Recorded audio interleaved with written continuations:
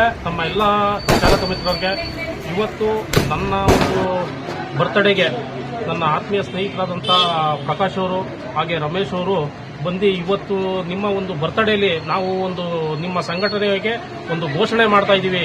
ಏನಪ್ಪ ಘೋಷಣೆ ಮಾಡ್ತಾ ಇದ್ದೀವಿ ಅಂತಂದ್ರೆ, ನಿಮ್ಮ ಚಾಲಕರು ನೊಂದಿರುವಂಥ ಕಷ್ಟಗಳು ನಮ್ಮ ಕಣ್ಣಿಂದ ನೋಡೋಕ್ಕಾಗ್ತಾ ಇಲ್ಲ. ಹಾಗಾಗಿರೋದ್ರಿಂದ ಅವರ ಸಮಸ್ಯೆನ ನಾವು ಎಲ್ಲವನ್ನೂ ತೀರ್ಸೋಕ್ಕಾಗಲ್ಲ.